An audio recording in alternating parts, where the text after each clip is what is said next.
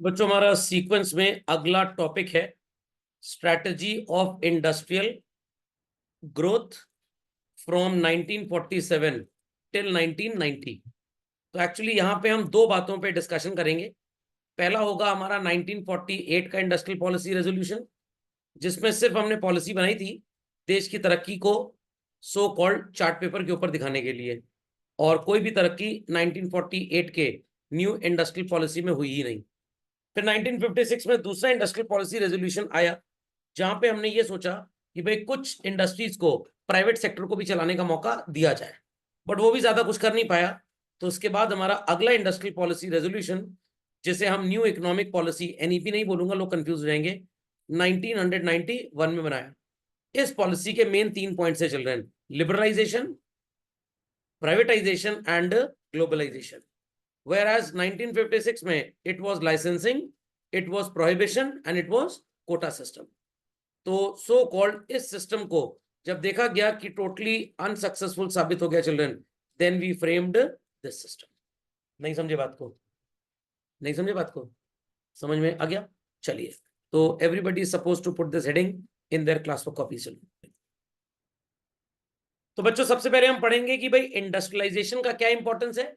जब देखा गया तीसरे चौथे 5 ईयर प्लान में कि भाई एग्रीकल्चर एक्टिविटीज से कुछ खास हो नहीं पा रहा है, तो सोचा गया कि शिफ्ट किया जाए एग्रीकल्चर एक्टिविटीज से अपने आप को इंडस्ट्रियलाइजेशन पे, और ये थर्ड 5 ईयर प्लान का फोकस था, अगर आपको थोड़ा सा याद हो तो।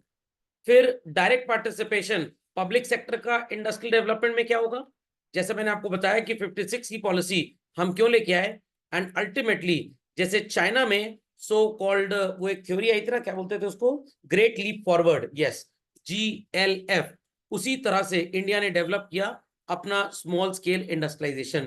बट ये डेवलपमेंट सिर्फ कागजों में था, रियलिटी में कोई भी स्मॉल स्केल इंडस्ट्रियलाइजेशन का डेवलपमेंट था ही नहीं, क्योंकि ये कुछ भी अगर अच्छा करते थे तो ये लार्ज स्केल इंडस्ट्रीज को हिट करते थे। वहां के इंडस्ट्रियलिस्ट ऐसे रूल्स एंड रेगुलेशन उस जमाने की गवर्नमेंट से बनवाते थे कि छोटे लोगों को फेवर कुछ मिले ही ना। Okay, so right the heading in your copy children, importance of industry. अब यहाँ पे मैं आपको इंडस्ट्री का मीनिंग बता दूं चिल्ड्रन। अगर आप माइक्रो इकोनॉमिक्स या मैक्रो इकोनॉमिक्स पढ़ेंगे तो वहां पे इंडस्ट्री का मतलब होता है children group of firms. I repeat, group of firms. But क्योंकि आप आईडी पढ़ रहे हैं तो यहां पे इंडस्ट्री का मतलब होता है मैन्युफैक्चरिंग यूनिट। क्या होता है? समझ में आ गया? तो सबसे पहला इंपॉर्टेंस इंडस्ट्री का क्या नजर आ रहा है, अगर हमें ग्रोथ चाहिए और बहुत हाई प्रोफाइल ग्रोथ चाहिए और बहुत क्विक ग्रोथ चाहिए, क्या एग्रीकल्चर से ऐसा हो पाएगा? नहीं हो पाएगा, क्योंकि एग्रीकल्चरल आउटपुट बहुत रेम्यूनरेटिव प्राइस पे सेल होता ही नहीं है। एंड मोर और less most of the countries उस जमाने में एग्रीकल्चरल एक्टिविटीज खुद से कर लेती थी, जो हमारे अगल बगल होती थी, स्पेशली पाकिस्तान की बात करें या आप अफ्रीकन कंट्रीज की बात करिए। और उस जमाने में 56 और 48 में कोई एक्सपोर्ट ऑफ फूड स्टफ इतना हमारे यहाँ था ही नहीं। लॉजिक समझ में आया? So please copy this first point children. GDP जब राइज करेगा तो इकोनॉमी में स्ट्रक्चरल ट्रांसफॉर्मेशन होगा। स्ट्रक्चरल ट्रांसफॉर्मेशन का मतलब क्या होता है? आपका जो इकोनॉमिक इंफ्रास्ट्रक्चर होगा बच्चों, and what is called as social infrastructure, they both shall improve. How sir?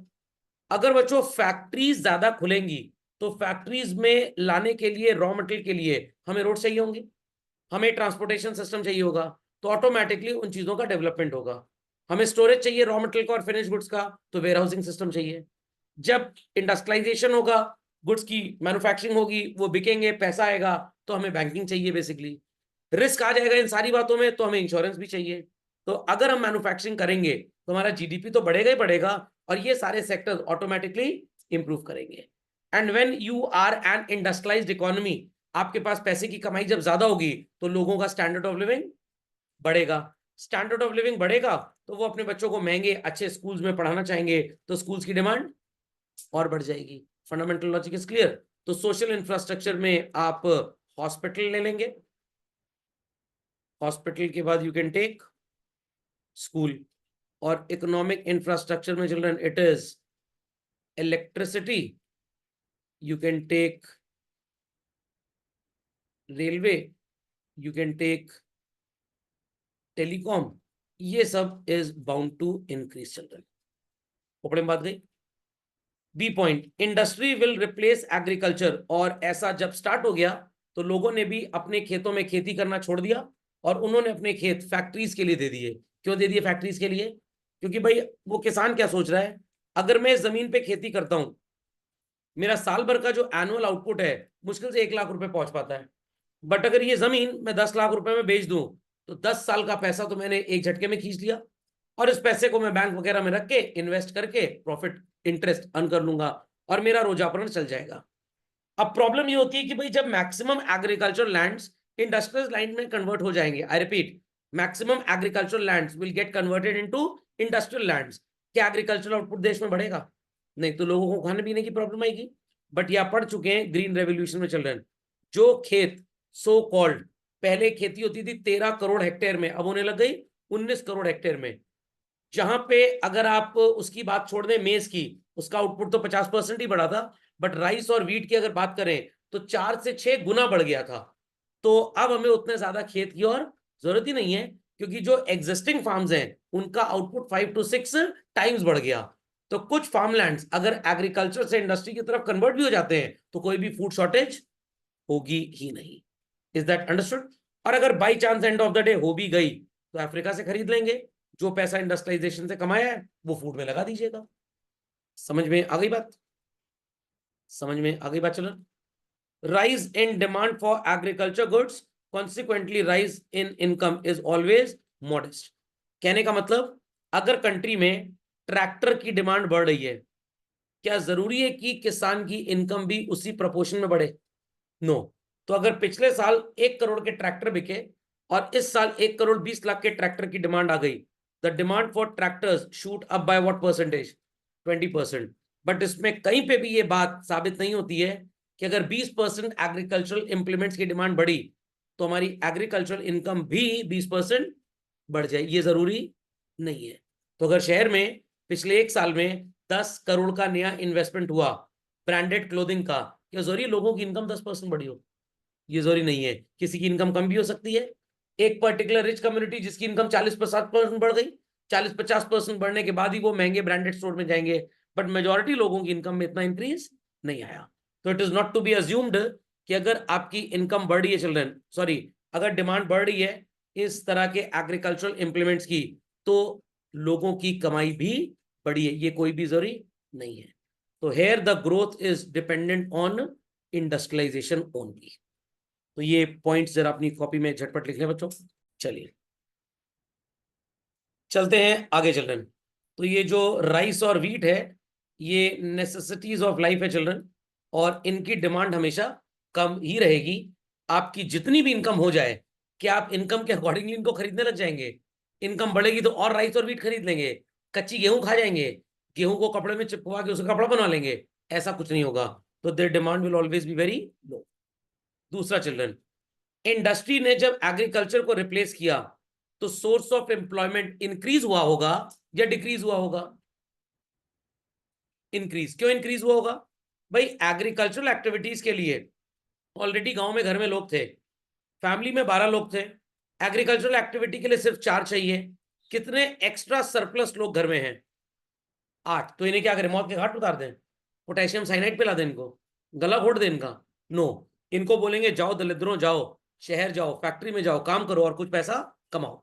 क्योंकि अगर ये लोग भी लदे रहेंगे खेत के ऊपर ही तो किस प्रकार का अनएम्प्लॉयमेंट होगा बच्चों?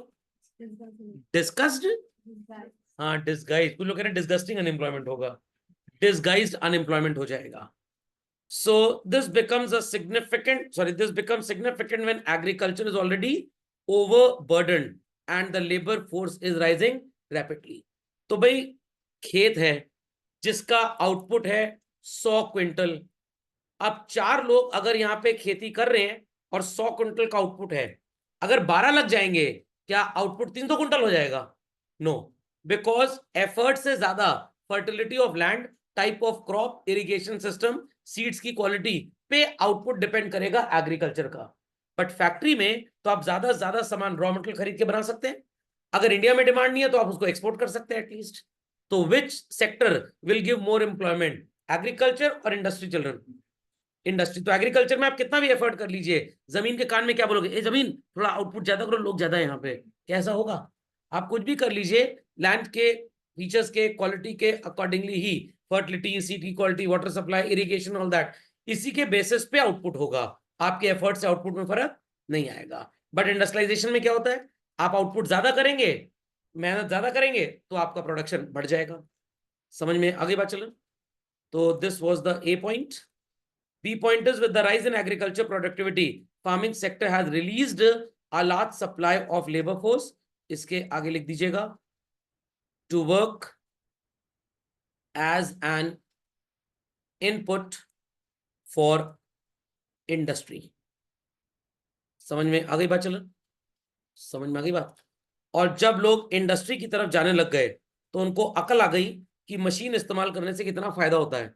प्लस अगर घर के 8 लोग एक्सेस थे और वो किसी फैक्ट्री में काम करने लग गए, तो उस घर की इनकम क्या होगी चिल्ड्रन, इट विल इंक्रीज और डिक्रीज, इंक्रीज और डिक्रीज, नहीं बढ़ जाएगी तो हिंदी में हो गया इंक्रीज और डिक्रीज, इंक्रीज। और वो अपनी इंक्रीज इनकम से अपने गांव के चाचा जी पिताजी को बोलेंगे कि भाई मैं पैसा भिजवा रहा हूं, purchase a tractor, purchase a thresher, purchase a harvester.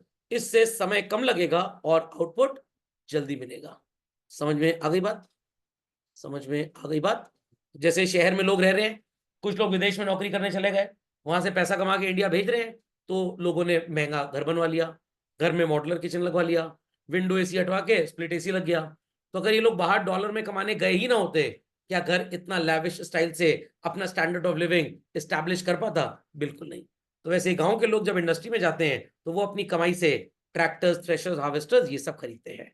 Have people done the second point? चलो सेकंड पॉइंट लिख लिया, ए पार्ट लिख लिया कि नहीं सेकंड पॉइंट का?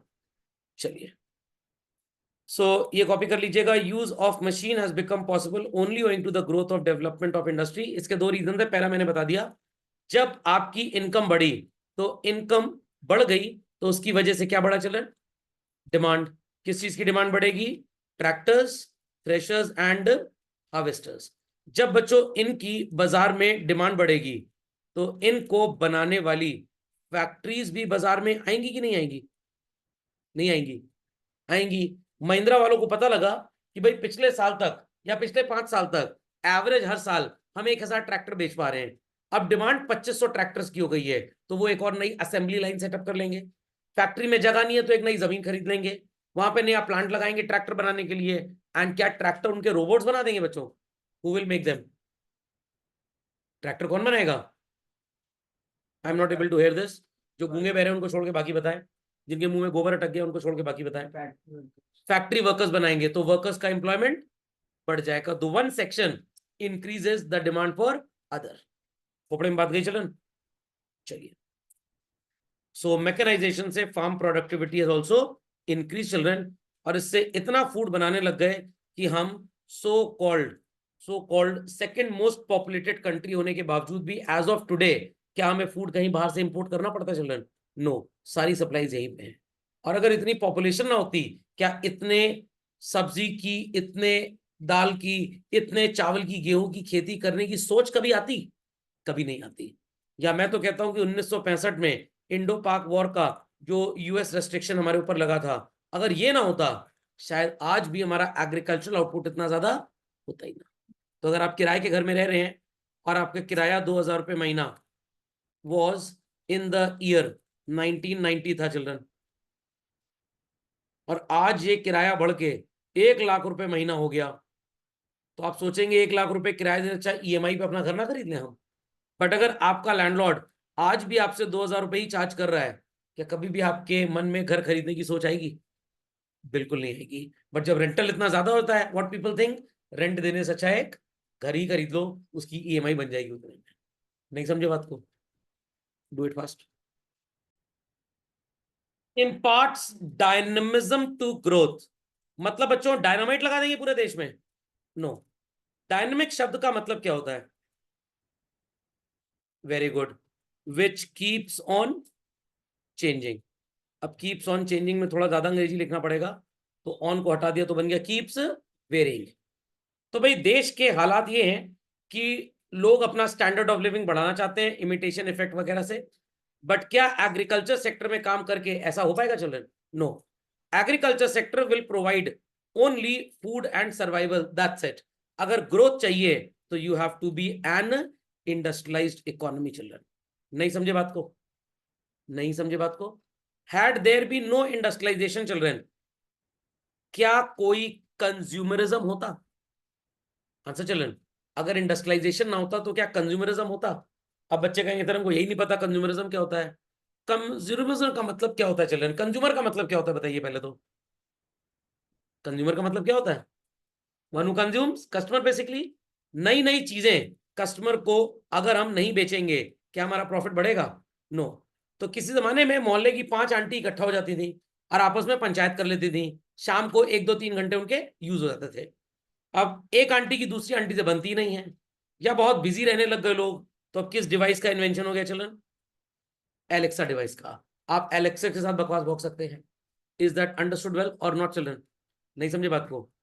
देर आफ्टर लोग मोहल्ले में बैठकबाजी करते थे, अगल बगल का ज्ञान उनको मिल ही जाता था, बट अब वो बैठकबाजी भी बंद हो चुकी है। तो अब इसके लिए अगली सर्विस कौन सी है?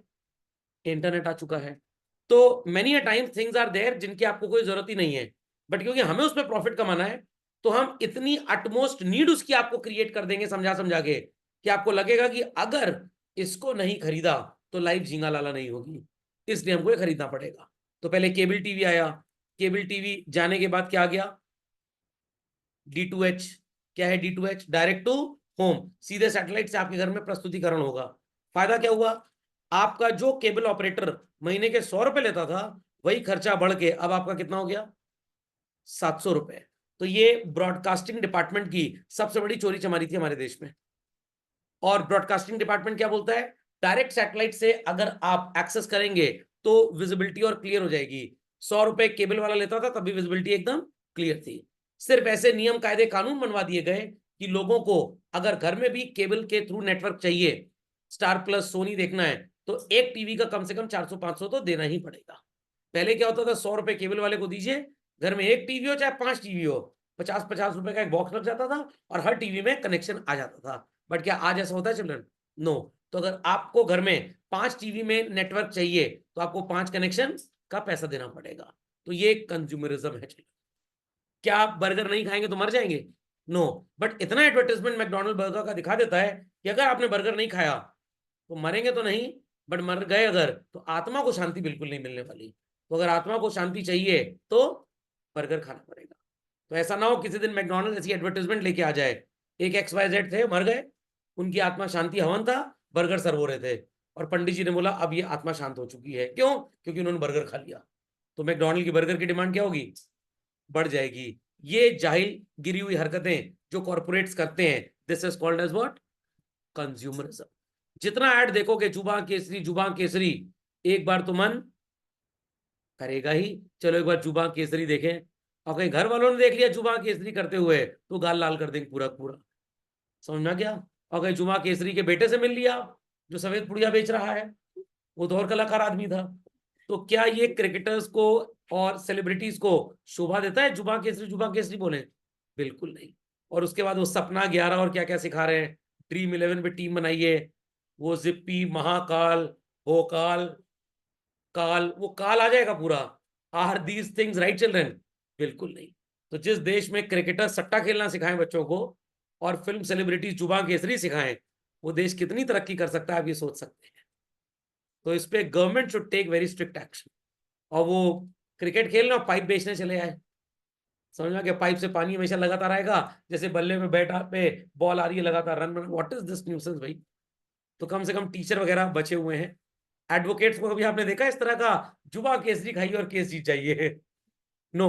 तो इनका बड़ा स्ट्रिक्ट कोड ऑफ कंडक्ट होता है एडवोकेट्स का। ये लोग इस तरह से प्रमोशन पब्लिसिटी नहीं कर सकते। और ये एक्टर एक्ट्रेस और ये सब जाहिल टाइप के लोग हैं। अब सैफ अली खान दीवार पोत रहे हैं, पेंट कर रहे हैं, बच्चा भी घर में चालू हो, क्या कर रहे हो? मैं सैफ अली खान के बराबर हूँ। तो सो कॉल्ड ये सारी बातें समझ में आ गई। तो इसी को कंज्यूमरिज्म बोलते हैं। पुराने जमाने में लोगों के मिट्टी के घर होते थे, ईंट की दीवार होती थी, चूना पोत लेते थे और घर ठंडे रहते थे, क्योंकि चूने से गर्मी कम होती है और पोर्स ब्लॉक नहीं होते थे दीवारों के। अब सीमेंटेड प्लास्टर हो गया, पोर्स ब्लॉक हो गए, घर गर्म हो गए, आपको क्या खरीदना पड़ गया? एसी। एसी भी 2 4 5 10 साल काम करेगा, पेड़ लगाने बंद हो गए, टेम्परेचर बढ़ रहा है, आप एक और एसी खरीदेंगे, एक और एसी। आज एसी 65 डिग्री तक के टेम्परेचर को कूल कर देता है, कल को पता लगा 115 डिग्री तक के टेम्परेचर कूल कर रहा है। कोई बाहर गया, एक सीखा साथ ले गया आपने, किस लिए? वापस आएंगे तो रोस्ट कर लीजिएगा हमको उसी के ऊपर। तो इट इज ऑल कंज्यूमरिज्म। नहीं समझे बात को? चलिए, growth of civilization. Industrialization has led to growth, किताबों में लिखा हुआ है। People become conscious of their quality of life. Quality of life लोगों ने खुद ही अपनी बर्बाद कर ली है। क्लोज्ड रूम्स में एसी चला के बैठ रहे हैं। सबसे बड़ा प्रॉब्लम, बॉडी को कौन सा विटामिन नहीं मिलेगा? डी। डी की सी? सी तो उससे मिलता है, सिट्रिस एसिड, वो ऑरेंज वगैरह खा लीजिए, खट्टी चीजों से। अब पता लगा चूरन खा लिए ये, समझ में? खट्टी चीजें खाएंगे ये, समझ में क्या? खट्टी दही खा लीजिए सर, विटामिन सी मिल जाएगा। सही में कॉमर्स वाले कभी डॉक्टर ना बन पाएंगे। तो विटामिन डी की कमी आ जाएगी। देयर आफ्टर सो कॉल्ड, गांव की अगर हम बात करें, वो लोग दिन भर खेत में काम करते हैं। गांव में मेडिकल हेल्थ चेकअप हुआ, एक भी ऐसा इंसान मिला ही नहीं जिसके अंदर विटामिन डी का प्रॉब्लम था। और शहर में हेल्थ चेकअप हुआ, 98% लोगों के अंदर क्या मिल गया? विटामिन डी का डेफिशिएंसी। तो विटामिन डी की डेफिशिएंसी की वजह से आपके जो दूसरे बॉडी ऑर्गन्स हैं, लाइक लीवर हो गया, किडनी हो गया, एंड ऑल दैट, इस पे भी कुछ ना कुछ इफेक्ट तो आएगा ही आएगा। क्योंकि आपकी बॉडी ना ठीक से खाने को डाइजेस्ट कर पाएगी, ना मेटाबॉलिज्म ठीक से हो पाएगा, ना आपकी बॉडी को खाने से कोई एनर्जी मिलेगी बेसिकली। Is that clear? दूध बच्चे जो पीते भी हैं, गैया को इंजेक्शन ठोक ठोक के दूध निकाला जा रहा है, तो क्या उस दूध में बच्चों गुड अमाउंट ऑफ कैल्शियम मिलेगा? नो। और अगर आप वो फार्म हाउस वाली मुर्गी का अंडा खाएंगे, उसमें भी आपको कोई खास प्रोटीन नहीं मिलेंगे। Fundamental logic is clear? तो जितना खाना आप खा भी रहे हैं, उसने आपकी क्वालिटी ऑफ लाइफ को एकदम चौपट कर दिया है। घर में लोग आते हैं, आप उनको सर्व करते हैं व्हाट चिल्ड्रन? पेस्ट्री खा लो।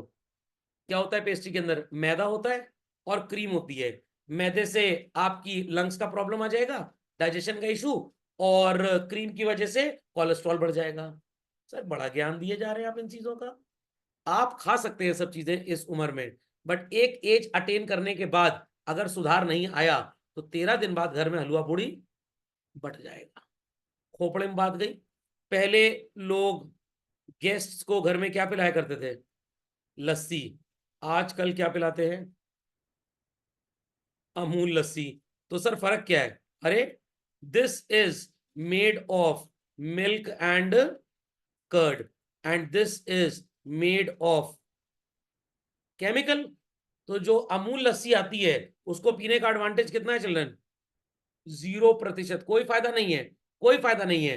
सिर्फ वो आपकी प्यास बुझाएगी, आपका कोई भी गेन होगा ही नहीं, क्योंकि पूरा का पूरा केमिकल है। घर की लस्सी क्यों नहीं पसंद आती? क्योंकि जब कूड़ा कबाड़ खाने की आदत पड़ जाएगी, जुबान को यही टेस्ट लग गया है, तो घर की लस्सी आपको पसंद आएगी ही नहीं। मैं एकदम सही बात बता रहा हूँ। एक बार मम्मी ने ब्रेड ऑमलेट बनाया, बहुत दिनों का ब्रेड ऑमलेट नहीं खाए, आज मंगलवार ना होता तो खा लेते। तो मैंने मम्मी से कहा वो टेस्ट नहीं आ रहा जो ठेले पे आता है। कह रहे स्कूटर स्टार्ट करो और थोड़ा सा धुआं भर दो इसके अंदर, वो टेस्ट आ जाएगा। क्योंकि ठेले पे तो भाई गंदगी भी है, अब घर में मम्मी क्या मिट्टी डालें ब्रेड ऑमलेट में, इसलिए सड़क के खाने का टेस्ट अच्छा है। मम्मी ने समोसा बना दिया, अच्छा लगा ही नहीं। वो पप्पू हलवाई का समोसा वो ज्यादा अच्छा है। क्यों? पप्पू हलवाई पिछले 15 दिन से नहाया ही नहीं है। घर वाले दिन में 2-3 बार नहा रहे हैं आजकल गर्मी में। Is that clear? पप्पू हलवाई जो पैर से सो कॉल्ड मैदा और आलू मिला रहा है, मम्मी प्रयोग कर रही हैं स्पून का, तो पैर के भी विटामिन पप्पू हलवाई के उसमें जा रहे हैं, वो समोसे के टेस्ट में एकदम बढ़िया मस्त कर दे रहा है। इसलिए आपको घर में अच्छा टेस्ट मिल ही नहीं पा रहा। पप्पू हलवाई सड़ा तेल और कोई भरोसा नहीं, ग्रीस और इंजन ऑयल यूज कर रहा है समोसा तलने में। मम्मी एकदम मोहल्ले की जो पिराई वाली यूनिट है वहां से कड़ुआ तेल लेके आ रही है, मस्टर्ड ऑयल। तो मम्मी जो घर में सामान बना रही है वो फ्रेश है, इसलिए आपको अच्छा टेस्ट आ ही नहीं रहा, क्योंकि कूड़ा खाने की आदत पड़ी हुई है। आपके टेस्ट डेवलप ऐसे ही आपके अंदर से जो खा रहा है। तो ग्रोथ ऑफ सिविलाइजेशन, इन सब चीजों को हम क्या नाम दे रहे हैं? ग्रोथ। क्या ये ग्रोथ है बच्चों? ये डाउनफॉल है। बट एग्जाम में अगर सच्चाई लिख के आएंगे तो कंपार्टमेंट देना पड़ जाएगा, आपकी ग्रोथ खत्म हो जाएगी। झूठ लिखेंगे तभी ग्रोथ होगी children. So cultural diverse societies are getting closer to each other and world economies are merging into global economy. अभी सो कॉल्ड एक ब्रांड था, क्या नाम था उसका? नाम एम से स्टार्ट होता है, फैशन ब्रांड है, याद करिए जरा। मैक कॉलिन्स था कि क्या बोलते हैं, थोड़ा महंगा ब्रांड है। पता नहीं कहाँ का है, इटली बोलते हैं लोग। वहां के लोगों ने पर्स खरीद लिया 25,000 रुपए का। Is that clear? यहाँ 25,000 में दुल्हन की शादी का लहंगा आ जाता है। हाँ, माइक कॉलिंस करके ऐसे कोई ब्रांड है, क्या नाम है, माइक कॉलिंस। खैर रईस लोग हैं, सब जानते हैं, मेरे जैसा गरीब क्या जानेगा। तो 25,000 रुपए का हैंड बैग है। कितने का? 25,000। उसके अंदर पैसे कितने? 200 रुपए। अरे तो इससे अच्छा 200 पर्स ले लो, उसके अंदर 20,000 डाल लो। समझ में आ गया? खरीदेंगे आईफोन और कहेंगे लाओ जरा कॉल कर लें, सर वो रिचार्ज खत्म हो गया है। तो भैया आईफोन खरीदने की क्या जरूरत है, इससे अच्छा कि सस्ता फोन खरीद दो। सिर्फ इमिटेशन इफेक्ट की वजह से जो विदेशी लोग इस्तेमाल कर रहे हैं, हमें भी वो इस्तेमाल करना है। तो अगर मम्मी कहें कि बेटा आलू पराठा खा लो तो ज्यादा फायदा होगा, नहीं नहीं नहीं नहीं, मैं तो सो कॉल्ड वेज मैकपफ खाऊंगा और एकदम पफ की तरह फूल जाऊंगा। तो pizza McPuff will give you more advantage और घर का आलू paratha will give you more advantage. आलू पराठा। बट लोगों को आदत ऐसी गंदी लग गई है कि उनको लगता है अगर मैकडोनल्ड में पिज्जा मैकपफ हफ्ते में एक बार नहीं खाए तो सोसाइटी में दलिद्र साबित कर दिए जाएंगे और देश से देश निकाला हो जाएगा हमारा। स्नॉब अपील, जिसको आप वेबलिन इफेक्ट भी बोलते हैं। तो लोग ये सब हरकतें भी करते हैं। नहीं समझे बात को? कूलर लगवाना घर में बेइज्जती माना जा रहा है आजकल। अगर गेस्ट आए और आपने एसी नहीं चलाया तो सोचेंगे आप बहुत गरीब टाइप के हैं। समझ में आ गया? बट रियलिटी क्या है भाई? गर्मी के मौसम में कूलर हेल्प करेगा। एसी आपकी बॉडी में ड्राइनेस क्रिएट कर देता है। आप एसी रूम में बैठेंगे तो आपको प्यास ज्यादा लगेगी, हम भी पानी पी लें। बात समझ में आ गई चिल्ड्रन? समझ में आ गई? बट इफेक्ट ऐसा बन गया है, क्रिएट ऐसा कर दिया गया चीजों को कि एसी बढ़िया है और कूलर बेकार है। नहीं समझे बात को? समझ गए? चलिए, इंफ्रास्ट्रक्चरल ग्रोथ चिल्ड्रन। इंडस्ट्रियलाइजेशन जब होगा तो we will be having new type of goods. उन्हें दूर दूर तक कोने तक पहुंचाएंगे नहीं, तब तक नहीं हो पाएगा what is called as consumerism. अगर कंज्यूमरिज्म करना है तो आपको ट्रांसपोर्टेशन चाहिए, आपको कम्युनिकेशन चाहिए। कम्युनिकेशन के लिए आपको किसको डेवलप करना पड़ेगा? टेलीकॉम को। तो जिसने मोबाइल फोन बनाया होगा उसने कभी शायद ये सोचा ही नहीं होगा कि लोग मोबाइल फोन को बात करने के अलावा हर काम के लिए इस्तेमाल करेंगे। आज इंडिया में 95% से ज्यादा लोग जब मोबाइल फोन खरीदने जाते हैं तो पता है शॉपकीपर से क्या पूछते हैं? कैमरा क्वालिटी क्या है, how is the so called video quality.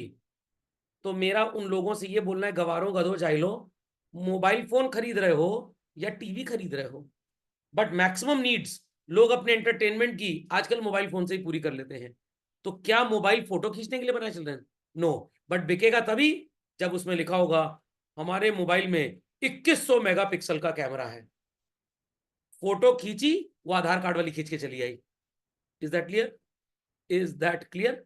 समझ में आ गया? तो अगर आप आईफोन का 12 मेगापिक्सल का कैमरा ले चल रहे हैं और रेडमी का 240 मेगापिक्सल का कैमरा लें, स्टिल यू विल फाइंड कि एप्पल की फोटो रेडमी की फोटो से कहीं ज्यादा अच्छी है। तो सर ये 240 मेगापिक्सल क्या है? ये फर्जी मेगापिक्सल है, सिर्फ बेचने के लिए ऐसा किया जाता है। समझ में आ गई बात? पता लगा 10 साल बाद रेडमी वाले कह रहे हैं हमारा 90,000 मेगापिक्सल का कैमरा है, एप्पल कह रहा है नहीं भैया हम तो सिर्फ 120 मेगापिक्सल तक ही पहुंच पाए हैं, इसमें 15 सिम कार्ड लगेंगे। एप्पल कह रहा नहीं हम सिर्फ 3 तक पहुंच पाए हैं। इसमें इतनी भयंकर बैटरी लगी है कि घर की इन्वर्टर की बैटरी खराब हो जाए तो इससे कनेक्ट कर लो। एप्पल कह रहा नहीं भाई हम तो सिर्फ 4,000 mAh तक ही पहुंच पाए हैं। खोपड़े में बात गई कि नहीं गई? चलिए, so industry tends to spread across different parts of the country और इसीलिए हमारे एंटरप्रेन्योर्स की डिमांड बढ़ गई, ट्रांसपोर्टेशन बढ़ गया, communication, banking, insurance, service sector, energy, ये सारे सेक्टर्स बढ़ेंगे बच्चों तभी जब ज्यादा से ज्यादा कंज्यूमरिज्म होगा। अगर कंज्यूमरिज्म आज कम हो जाए, क्या इतना इंडस्ट्रियलाइज्ड इकोनॉमीज हो पाएंगी चिल्ड्रन?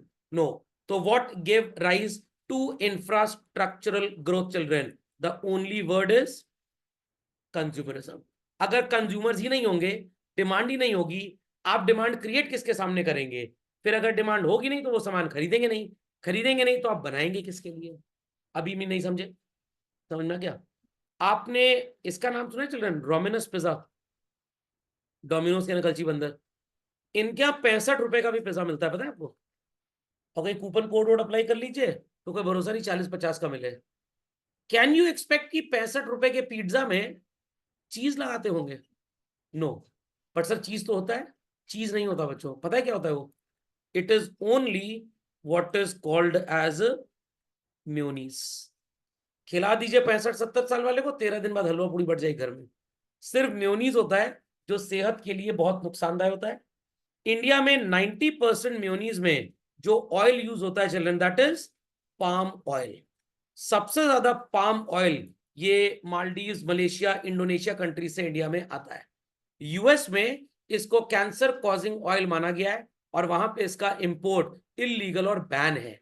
जैसे हमारे देश में ड्रग्स बैन है, वैसे ही इंटॉक्सिकेंट्स बैन है, वैसे ही वहां पे ये बैन है। और इंडिया में 100% रिफाइंड ऑयल इज पामोलियन। पामोलियन चल रहा है। तो दादाजी आज तक 80 साल के हो गए और उनको चश्मा नहीं लगा, और आज पैदा हुए 6-7 साल के बच्चों को चश्मा लग जा रहा है। क्यों? They are eating these things children.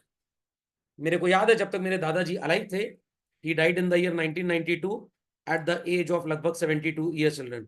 मैं कक्षा 7 में पढ़ता था। नहीं, मेरा कोई ऐसा हाथ वाथ नहीं था, वो अपनी एज के हिसाब से भरे थे। लोग सोचे सर ही निपटा दिए दादाजी को, लगता है प्रॉपर्टी के चक्कर में। नहीं, ऐसा कुछ नहीं था। उन्होंने बच्चों शायद, जहां तक मेरे को याद है, आफ्टर 65 के आसपास चश्मा पहनना स्टार्ट किया था, ऐसा पापा बताते थे। हमें ग्रेजुएशन में चश्मा लग गया। आपकी जनरेशन को शायद 6ठी-7वीं में चश्मा लग गया होगा। My daughter is 6 years old और लास्ट ईयर उसको चश्मा लग गया था। तो रीजन इज नॉट दिस कि लोग टीवी ज्यादा देखते हैं, टीवी तो सभी देख रहे हैं। It is so called vitamin deficiency, clinical deficiency है। जो आप खाना खा रहे हैं, क्या वो उतना प्योर है? नो। तो वापस बैक टू दादाजी के चैनल पे आते हैं।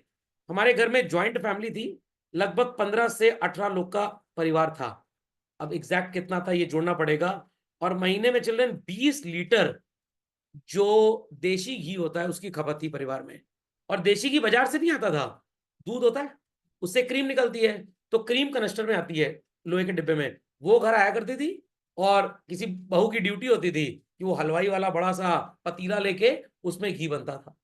तो सोचिए, घर में कुकड है, हर महीने 2 महीने में बनता था, तो इसलिए केमिकल प्रिजर्वेटिव कोई इस्तेमाल ही नहीं होता था। और किसी को भी हमारे खानदान में उस जमाने में कोलेस्ट्रॉल का प्रॉब्लम था ही नहीं। जब से ये पैकेट वाला आपने तेल पानी खाना इस्तेमाल किया, कोलेस्ट्रॉल का प्रॉब्लम तब से आ गया। तो देशी घी कभी आपको नुकसान नहीं करेगा। आप किसी अच्छे डॉक्टर से पूछेंगे, कहेगा अगर घर में दूध से मलाई बनाई और उससे देशी घी बनाया है तो वो आपको नुकसान नहीं करेगा। कौन सा देशी घी नुकसान करेगा? जो बाजार से डब्बे वाला खरीद के लाते हो, क्योंकि उसके अंदर केमिकल प्रिजर्वेटिव्स होता है। तो इसीलिए मैं आपको बोलना चाहता हूं कि भाई आप रिफाइंड का कंजम्पशन एकदम 0 कर दीजिए। समझ में आ गया? और मिट्टी का तेल तो बिल्कुल नहीं खाना है, मिट्टी मिल जाएगी नहीं तो। और सरसों का तेल खाइए। कौन सा सरसों का तेल? फॉर्चून वाला नहीं, अडानी साहब का नहीं। मोहल्ले में आपने देखा होगा कहीं पे तेल की प्रोसेसिंग होती है, मस्टर्ड को पीस के तेल निकाला जाता है, वहां से ऑयल खरीद लीजिए। बड़ा महंगा है सर, क्योंकि केमिकल नहीं है इसलिए महंगा है, वो प्योर है। बाजार में आपको 170-80 रुपए लीटर का मस्टर्ड ऑयल मिलेगा, और उस बेचारे की वो जो क्रशिंग यूनिट है उसकी कॉस्टिंग 160 रुपए है। समझ में आ गया? तो जो कंपनीज बेचती हैं, मैं बेइज्जती नहीं कर रहा हूं किसी की, ट्रुथ यही है। It is all chemical, it is all chemical. समझ में आ गया बच्चों? और घर में ही देशी घी बना लीजिए, बाजार से क्रीम खरीद के चलता है, और रिफाइंड खाना बंद कर दीजिए। तो सर ये इंफ्रास्ट्रक्चरल ग्रोथ का क्या होगा? आपने ठेका लिया इंफ्रास्ट्रक्चरल ग्रोथ का, पता लगा इंडस्ट्री तो ग्रो कर रही है, आप निपट गए। Is that clear? चलिए चलो आगे, चलो आगे। और जब सब लोग ये काम करने लग जाएंगे तो पैसा तो सब कमाएंगे। तब जो मोहल्ले में पेराई यूनिट खोल के बैठा हुआ है वो पैसा कमाएगा, अडानी जी फॉर्चून बेच के पैसा नहीं कमाएंगे। समझे कि नहीं समझे? तो पहले अडानी जी 5 लीटर का पैक बेचते थे, फिर 1 लीटर का बेचने लग गए। अब उनको लग रहा है कि रिक्शे वाला भी हमारा सो कॉल्ड मस्टर्ड ऑयल खरीदे। जैसे फ्रूटी का 10 रुपए का डिब्बा आता है, फॉर्चून आजकल 200 ml उसमें आने लग गया है। समझ में आया कि नहीं आया? टेट्रा पैक और पता नहीं क्या क्या है। इंडस्ट्रियलाइजेशन साइन क्वा नॉन, क्या हो गया सर? आपको पैरालिसिस हो गया क्या? अरे भैया, ये सो कॉल्ड एक अलग प्रकार की भाषा है। सर लैटिन बोले, अब कुछ भी ऐसा नजर है उसको लोग लैटिन और ग्रीक बोल देते हैं, पर हर इस तरह की भाषा को लैटिन और ग्रीक नहीं बोला जाता। ओके, तो साइन क्वा नॉन का मतलब क्या होता है? ग्रोथ प्रोसेस एंड इंडस्ट्रियलाइजेशन एक दूसरे से इतने भयंकर रिलेटेड हैं, जैसे जैसे ग्रोथ होगी वैसे वैसे इंडस्ट्रियलाइजेशन बढ़ेगा, जैसे जैसे इंडस्ट्रियलाइजेशन बढ़ेगा वैसे वैसे ग्रोथ होगी। इलेक्ट्रिक व्हीकल नाम तो सुना ही होगा। अभी एक मूवी मैंने देखी थी, शायद आप लोग ने देखी होगी, नहीं देखी होगी तो देख लीजिएगा, श्रीकांत। मैं देखने चला गया सोच के जो क्रिकेटर श्रीकांत है उनके ऊपर होगी, बट बाद में पता लगा एक ब्लाइंड पर्सन थे, जिनके बाद ही इंडिया में रूल बना था कि ब्लाइंड बच्चे भी साइंस पढ़ सकते हैं। ब्रेल विधि सुनी है आपने?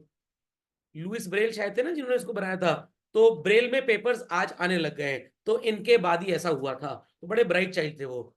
तो इनकी मूवी आप देखिएगा, तो मूवी में इन्होंने एक स्टार्टअप खोला, पैकिंग मटेरियल। आजकल वो गत्ते की प्लेट वगैरह सब आती है ना, तो एक्चुअली बच्चों गत्ता नहीं होता है, जो पेड़ होता है, पेड़ की जो पत्ती वत्ती निकलती है उसी को प्रोसेस करके इसको बनाया जाता है, एनवायरमेंटल डिग्रेडेशन ना हो। बट अगर आप ये पॉलिथीन प्लास्टिक की प्लेट बनाएंगे तो इससे कार्बन एमिशन ज्यादा होंगे। तो उन्होंने उस मूवी में उस चीज को दिखाया कि आने वाले टाइम में ये पैकिंग इंडस्ट्री का बिजनेस बहुत बढ़ेगा, तो पैकिंग मटेरियल के लिए हम पेपर बनाएंगे और लोग हमसे उसको खरीदेंगे। तो जिससे इन्होंने फंडिंग ली, वो बोलता है कि भाई दुनिया इलेक्ट्रिक व्हीकल पे जा रही है, तुम क्या बेकार इंडस्ट्री लगा रहे हो? कह रहे इलेक्ट्रिक व्हीकल आज तो बढ़ रही है, 5 से 8 साल बाद जब इनकी बैटरी खराब होगी, इसको रिसाइकिल कैसे करोगे? और अगर इसकी रिसाइकलिंग ठीक से नहीं हुई तो दुनिया में कार्बन एमिशन और ज्यादा होगा, आप सांस नहीं ले पाएंगे। और रिसाइकलिंग अगर कायदे से हो गई तो कॉस्टिंग इतनी ज्यादा हो जाएगी कि जितने की आज इलेक्ट्रिक व्हीकल आ रही है उतना पैसा एक व्हीकल की सिर्फ रिसाइकलिंग में लग जाएगा। तो क्या बच्चों इलेक्ट्रिक व्हीकल बहुत अच्छा प्रोजेक्ट है? तो मेरे ओपिनियन में बेस्ट प्रोजेक्ट इज साइकिल इस्तेमाल करके। व्हाट? साइकिल। या अगर गाड़ी भी इस्तेमाल कर रहे हैं तो जब 4-5 लोग पूरी संख्या के तैयार हो जाएं तब गाड़ी यूज करें, एल्स कार को इस्तेमाल ना करें। समझ में आ गया? अकेले जा रहे हैं तो पहिया पहिया चले जाइए, या 2 पहिया ले लीजिए।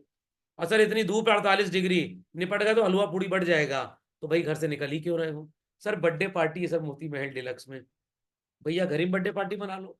तो कहीं ना कहीं ये कंज्यूमरिज्म ही सारी समस्याओं की जड़ है चल रहे। तो 1947 से अगर 1991 तक आप इंडिया में सारे घोटाले देख लें बच्चों, 500 करोड़ से ऊपर का घोटाला नहीं हुआ होगा सब मिलाकर। जब ये कॉरपोरेट्स इंडिया में आ गए तब से लेके ज्यादा नहीं, 2000 लेटेस्ट से 9 तक की बात अगर हम कर लें, कोई भी एक घोटाला 5000 करोड़ से कम का था ही नहीं। आपने ये नाम सुना है? BMW कार की कंपनी है ना, कुछ हमारे देश में नेता भी इस नाम के हैं, पता होगा नेता का नाम। उन लोगों ने किसी जमाने में यमुना एक्सप्रेसवे का प्रोजेक्ट DLF वालों को दिया था। The owner is mister KP Singh. Helicopter gift किया गया था। क्या गिफ्ट किया गया था? हेलीकॉप्टर। अगर आप एक MBA कॉलेज या इंजीनियरिंग कॉलेज इंडिया में खोलना चाहते हैं, मैं नॉर्थ इंडिया के नेताओं की बात कर रहा हूं चिल्ड्रन, 5 लाख रुपए घूस चाहिए NOC पे साइन करने की, एजुकेशन मिनिस्टर आपसे मांगेंगे। क्यों? क्योंकि उनको पता है 5 साल के बाद उनकी दुकानदारी है कि नहीं भगवान जाने। तो ऐसे ऐसे लोग हैं यहाँ पे। तो मेरे एक जानने वाले, उनका एक कॉलेज था अब बंद हो गया क्योंकि MBA कॉलेज ऐसे बंद हो रहे हैं। तो उन्होंने कहा यार 5 लाख रुपए लग रहा है, your father has a good friendship with that minister, तो जरा फोन बोल दो तो शायद हमारे पैसे बच जाएं। तो मैंने कहा ठीक है बोल देते हैं। बोल दिया तो उनके पैसे बच गए। नहीं तो नेताजी कितनी घूस मांग रहे थे? 5 साल। अब लोग कहेंगे सर कौन है नेता? अरे फिर बीपी बचानी पड़ेगी रिकॉर्डिंग में, एडिटिंग में टाइम लगेगा, तो बस इतने में ही आप खुश हो जाइए। Is that clear? तो जैसे जैसे ग्रोथ होगी चिल्ड्रन, वैसे वैसे सो कॉल्ड इंडस्ट्रियलाइजेशन बढ़ेगा, और अगर इंडस्ट्रियलाइजेशन बढ़ेगा तो ग्रोथ भी अपने आप बढ़ जाएगी। कानपुर में government has come up with a metro project. क्या बच्चों कानपुर जैसे शहर को अभी मेट्रो की जरूरत थी? नो, जरूरत है बट आज नहीं, कम से कम 10 साल बाद। तो अननेसेसरी क्या हमको मेट्रो प्रोजेक्ट में इतना पैसा लगाना चाहिए? नो। तो कभी आप कानपुर विजिट करें, आप देखेंगे मेट्रो ट्रेन 90% खाली रहती है। लखनऊ में भी लगभग 70-80% वो खाली ही रहती है, बट दिल्ली मुंबई में भरी रहती है। तो उतने पैसे में अगर हम अच्छे इंजीनियरिंग कॉलेजेस ना खोलकर मेडिकल इंस्टीट्यूट खोल दें, जहां पे हम बच्चों को फ्री एजुकेशन दें विद द विजन कि आपको 10 इयर्स गवर्नमेंट हॉस्पिटल में पढ़ाई करने के बाद सर्व करना पड़ेगा, हम आपको 2 लाख रुपए महीना सैलरी भी दे देंगे। तो मेट्रो प्रोजेक्ट में भी तो नुकसान हो ही रहा है। यहां पे अगर सैलरी में नुकसान हो भी रहा है तो कितने लोग जो मर जाते हैं जिनके पास इलाज कराने का पैसा नहीं होता महंगे हॉस्पिटल में, एटलीस्ट वो मरेंगे नहीं, तो our economy would be much more healthy in that case. तो country like India, does it require in small cities these metro projects and all that? No. सिर्फ और सिर्फ एक पर्टिकुलर अपर मिडिल क्लास को थोड़े से एडवांटेजेस देने के लिए, या लोअर मिडिल क्लास को दिखाने के लिए कि भाई आपका कम्युनिकेशन फास्ट हो जाएगा, आपका ट्रांसपोर्टेशन फास्ट हो जाएगा। वो रिक्शे वाला क्या मेट्रो में ट्रैवल करेगा? नो। जो चाट का ठेला लगाता है क्या वो मेट्रो में ट्रैवल करेगा? उसको बेचारे को दिन भर पैदल ही ट्रैवल करना है। समझ में आ गई बात? तो ग्रोथ तो है, बस ये देखने वाली ग्रोथ है, अंदर से फुस है होगा एकदम इसकी। समझ गए इस बात को? समझ गए इस बात को? चलिए, so next lecture will be doing, सबने कॉपी कर लिया इसको? What are the factors that necessitate participation of government sector? मैं इसका एक सिंपल सा लॉजिक आपको बताता हूं। इंडस्ट्रियलाइजेशन में बच्चों पैसा बहुत लगता है, और ये ऐसे प्रोजेक्ट्स होते हैं जिनका जेस्टेशन पीरियड, मतलब पैसा लगाने से प्रॉफिट आने तक बहुत ही लॉन्ग होता है। क्या मेरे आपके जैसे प्राइवेट सेक्टर के लोग इतना अफोर्ड कर पाएंगे? नो। गवर्नमेंट को तो टैक्स मिल जाएगा, वो उस पे से अफोर्ड कर लेगी। तो इसलिए वाटर सप्लाई हो गया, सैनिटेशन हो गया, इलेक्ट्रिक डिस्ट्रीब्यूशन हो गया, सैटेलाइट सर्विस हो गई, टेलीकॉम हो गया, इन सब में ज्यादा पैसा लगता है। तो इसमें पहला एफर्ट किसको लेना पड़ेगा? गवर्नमेंट को। That's why this is very very very necessary कि पब्लिक सेक्टर को पहले आगे आना पड़ेगा। समझ गए इस बात को? तो नेक्स्ट लेक्चर में we will do these things. पहला पॉइंट देखिए, अभी गया लैक ऑफ कैपिटल। चलिए, that's all for today children.